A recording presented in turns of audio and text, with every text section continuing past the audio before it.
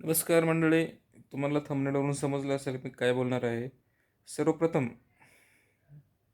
जे निवडून येणार आहेत झेडपी सदस्य, पंचायत समिती सदस्य, जे कोणी निवडून येणार असतील उद्या निकाल समजेलच. दुपारी साधारणतः एक 12-12:30पर्यंत सगळं चित्र स्पष्ट दिसेल. कारण पहिल्या दुसऱ्या फेरीमध्ये, तिसऱ्या चौथ्या फेरीमध्ये सुद्धा काही एवढं जाणवत नाही. पण एक 7व्या-8व्या फेरीपासून पुढं लीड पुढे मागं समजतं सगळं. म्हणजे कोण पुढे कोण मागे, कोणत्या फेरीत कुठल्या हे घरात आता हे होणार. जवळपास एक 7-8 गट आहेत. राहू हे यवत, बोरीबडक, खडकी, हे जे काही असे काही गट आहेत वेगवेगळे. तर हे वेगवेगळ्या ठिकाणी जेव्हा जेव्हा 7वी-8वी फेरी जाते पुढं, तिथून पुढे मग उमेदवार कोणता निवडून येऊ शकतो हे चान्सेस वर्तवले जातात. मग त्या तिथून पुढे मग कुठल्या उमेदवाराला किती लीड आहे हे तिथं धरलं, एक अंदाज घेतला जातो. मग माणसाला वाटतं की बाबा हा उमेदवार निश्चितपणे पुढे येणार आहे. एखाद्या उमेदवाराला जर 2-3 हजाराचं लीड असेल तर अंदाज येतोच मतदारांना की बाबा आता हा उमेदवार एवढं 3-4 हजार मतदानाचं लीड काय तोडू शकत नाही.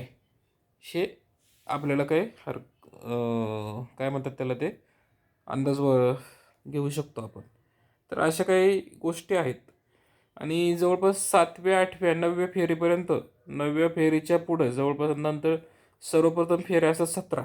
17 फेऱ्यांमध्ये 17 फेऱ्यांमध्ये 11-12व्या फेरीमध्ये जवळपास विजय निश्चित होतो. 12-13-14 हरपर्यंत 14व्या फेरीमध्ये तिथून पुढे जे एकदा का लीड 7व्या-8व्या फेरीपासून एकदा का लीड पुढे उचललं ते वाढतच राहतं. म्हणजे कमी होत नाही, सहसा कमी होत नाही. कारण इथून मागचे आम्ही 2-3 निकाल पाहिले, नगर परिषदेचे पाहिले, आमदारकीचे पाहिले, विधानसभेचे. तर बऱ्यापैकी निकाल लीड तुटत नाही. 12व्या-13व्या फेऱ्यापासून पुढचं शेवटच्या ज्या काही 5-6 फेऱ्या राहिलेल्या असतात त्यामध्ये लीड एखाद्या उमेदवाराला जे पुढं चाललंय ते लीड वाढतच जातं पुढं भविष्यात. भविष्यात म्हणण्यापेक्षा त्या वेळेला अर्ध्या तासात, 20 मिनिटात, 15-20 मिनिटात. मग तिथून पुढे मग तो उमेदवार कुठलाही असू द्या, कुठल्याही पक्षाचा असू द्या किंवा कुठल्याही अपक्ष असू द्या किंवा कोणताही असू द्या, तर तो एक हे पण मतदारांना एवढं सांगणं आहे का आपल्या कार्यकर्त्यांना की साधारणतः 7व्या-8व्या फेरीपासून पुढे लीड वाढत चाललं. ज्या उमेदवार लीड वाढत जाईल तो उमेदवार विजयाच्या जवळ आहे. म्हणजे विजय होऊ शकतो. अगदी शेवटच्या 2-3 फेऱ्यांमध्ये सुद्धा इकडचं तिकडं होऊ शकतं. कारण कुठल्या गावातून समजा या गावातून थोडं मतदान ह्या उमेदवाराला कमी पडले, पण त्याच्या पुढच्या गावामध्ये त्याला ते मतदान जास्त होऊ शकतं. समजा यवत गावामध्ये XYZ मला मतदान कमी झालं, तर पुढच्या गावात म्हणजे कासुर्डे असेल किंवा भांडगाव किंवा सहजपूर त्या गावामध्ये मला जास्त मतदान झालेलं असतं. त्यामुळे शेवटच्या 2-3 फेऱ्यांमध्ये सुद्धा सूत्र इकडचं तिकडं आलटीपलटी होऊ शकतं. त्यामुळे कार्यकर्त्यांनी पण जास्त जल्लोष हे करण्याचं काही हे नाही आहे, जल्लोष करू नये. आणि आता काही लोकांना आता सोशल मीडियावर सध्या ग्रुपमध्ये मेसेज फिरतो आहे की महाराष्ट्राचे उपमुख्यमंत्री अजितदादा यांच्या निधनामुळे की जे कोणी त्या पक्षाचे कार्यकर्ते किंवा उमेदवार निवडून येतील तर त्यांनी कोणीही गुलाल वगैरे किंवा DJ वगैरे लावून आनंद जल्लोष साजरा करू नये. अगदी सर्वांनी हात जोडून आपलं श्रद्धांजली म्हणून मत स्वरूपात श्रद्धांजली म्हणून तुम्ही आनंद व्यक्त करा, असं आता सध्या ग्रुपवरती मेसेज फिरत आहेत. त्यामुळं कुठल्याही पक्षाचे समजा असतील तर जास्तीत जास्त जल्लोष करायचा टाळा. कारण उद्या मला वाटतं काहीतरी 9 तारखेला दशक्रिया विधी आहे त्यांचा, असं 28 तारखेबरोबर, बरोबर 9 तारखेला जे दशक्रिया विधी आहे असं समजते. पण त्यामुळे बऱ्यापैकी तुम्ही सर्वांनी हे करूया. आणि पुन्हा एकदा जे कोणी निवडून येतील उमेदवार, कोणी पण असू द्या, ते कुठल्याही पक्षाचा असू द्या, कुठल्याही अपक्ष असू द्या किंवा कोणत्याही अधिकृत पक्षाचा असू द्या, कुठल्याही पंचायत समिती सदस्य असू द्या, सर्वांना आपल्याकडून, आमच्या यूट्यूब फॅमिलीकडून शुभेच्छा, हार्दिक शुभेच्छा.